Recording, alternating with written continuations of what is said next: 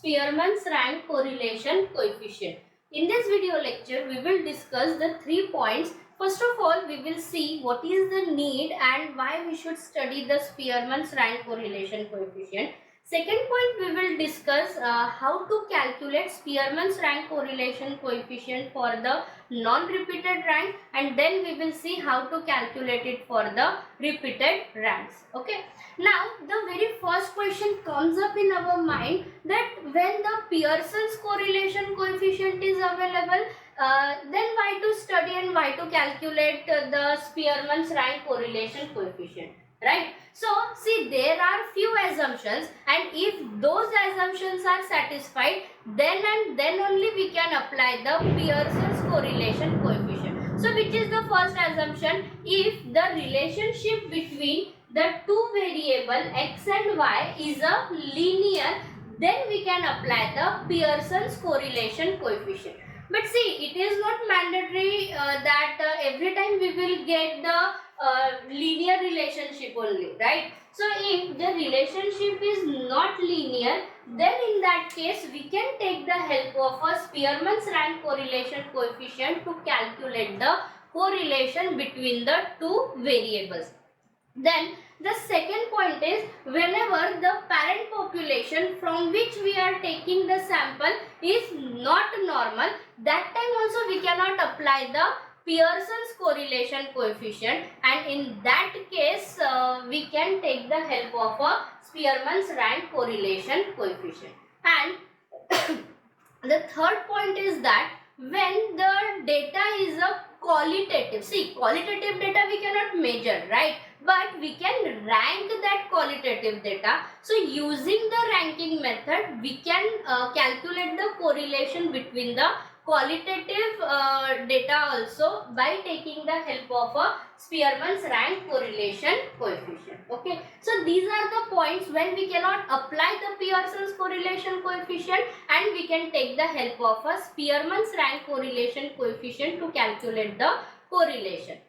Now, the Spearman's rank correlation coefficient, sometimes also called as a non-parametric test. Why we call it as a non-parametric? Because it does not consider any assumption regarding its parent population. That's why we sometimes call it as a non-parametric. And this test is given by the British psychologist Charles Edward Spearman. And see, then the question is how to calculate it. So first of all, we will see how to calculate it for the non-repeated ranks, and for that it is defined as r equals to 1 minus 6 times summation d square upon n cube minus n. So here r is nothing but rank correlation coefficient, and here the d is nothing but the difference of a rank between paired items in two series.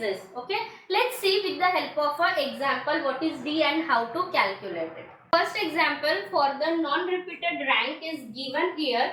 Two persons were asked to rank 10 different restaurants. The ranks given by them are as follows. So here the 10 different restaurant is given, and the opinion of two persons is also provided in a ranking form. So first person has given the rank 1 to the first restaurant, whereas second person has given the rank 6 to the first restaurant. First person has given the rank 6 to the second restaurant, whereas second person has given the rank 4 to the second restaurant, and so on. In this way, the data is provided. And what they ask, use the rank correlation coefficient to determine two person has the same approach to common test in a food or not, that we have to check. So let's see how to solve it.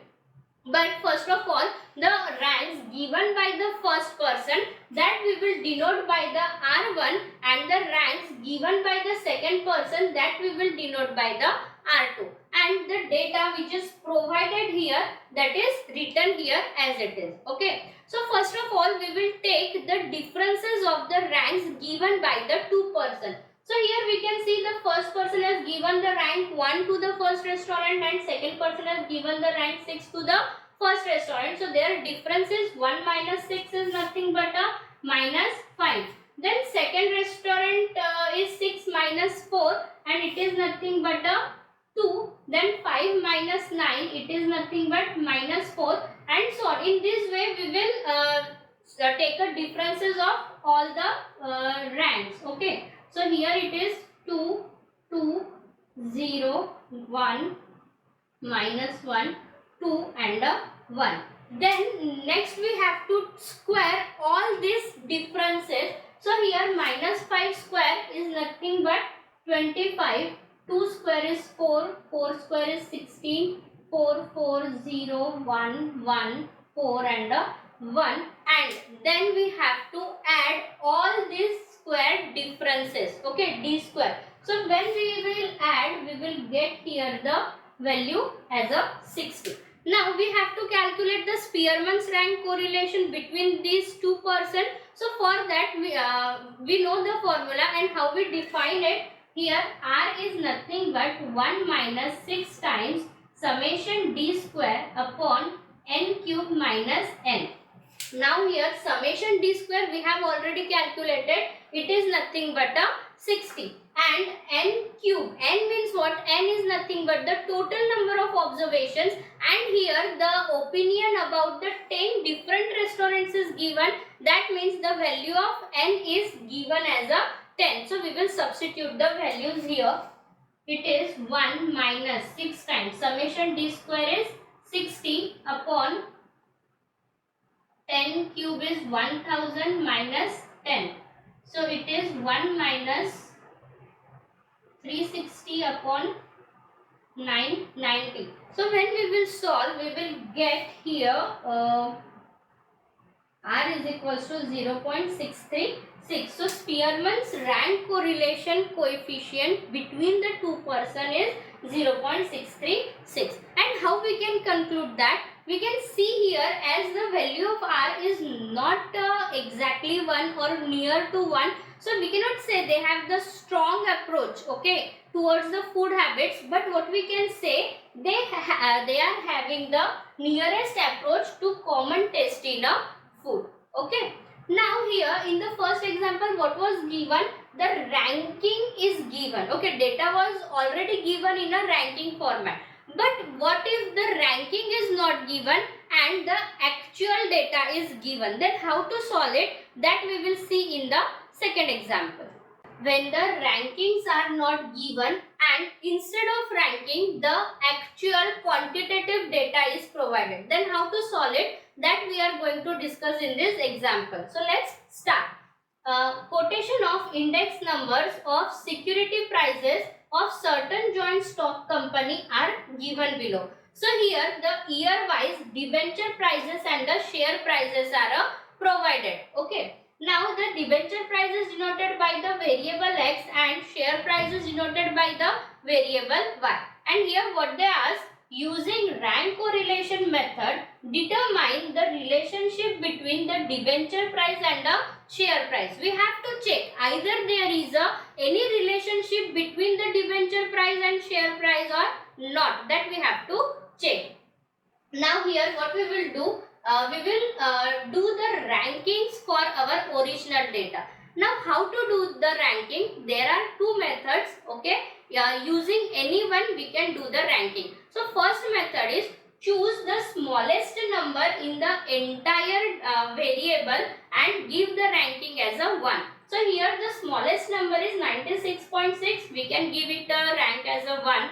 Then second smallest number is 97.0. So we can give here the rank as a 2 and so on. Okay, this is the first method. That means we are arranging our data from smallest to highest and we are giving the ranking. And second method is that choose the highest number. Here the highest number is 99.1, right? So we can give here the ranking as a 1. Then second highest number is 98.7. We can give here the ranking as a 2 and so on. Okay. So whatever the method we are choosing, it should be the same for all the variables. Okay. This point you should note down. So let's start. We will go with the smallest to highest. Okay. For the ranking. So smallest number is 96.6. Rank will be 1. Next smallest is 97.0. Rank will be 2. Then the next smallest is 97.6. So rank will be the 3. Then the fourth rank will be for the 98.2. Then 98.3 will have the rank 5. 98.7 will have the rank 6, and the highest number is 99.1. So rank will be the 7. Similarly, we will do the rankings for the second y variable. So here 73.1 is the smallest number. So here the rank will be the 1. Second smallest number is 75.7. So rank will be 2. Then next smallest number is a 77.1. So rank will be the 3. Then the next smallest is 78.8. Rank will be 4. Then here 83.7. Rank is 5. Then here it is a 6 and highest number is 87.1. So rank is 7.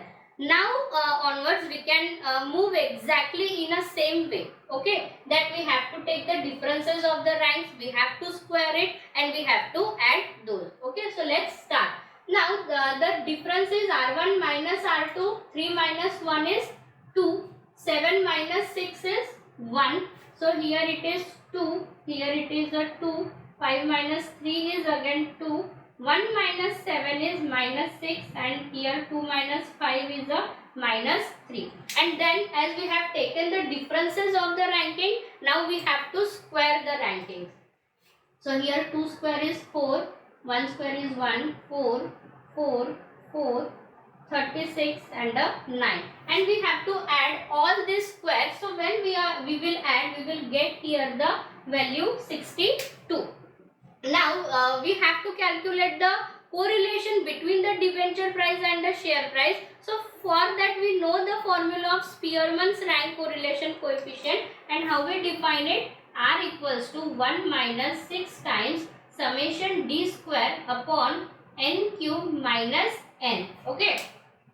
Now here summation d square, just now we have calculated, it is 62, and n. See here the data for the 7 years is provided, right? So that means the value of 9 is value of n is 7. Okay, so let's substitute the values.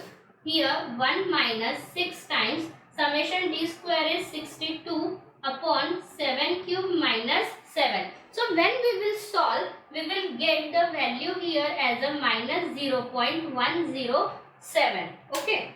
Now here as the sign is negative, so we come to know that there is a negative relationship between the debenture prices and the share prices. Also the value is 0.107, which is very less. Okay, so what we can conclude, there is a weak negative correlation between the debenture price and the share prices. Okay, this is how we can conclude. Now see, now we have seen the two examples. Okay, and in both the examples tie has not occurred for any ranking. But is it necessary that tie will not be there? Sometimes it might happen, no, that tie is occurring. Then how to solve those examples, that we will discuss in the next video lecture.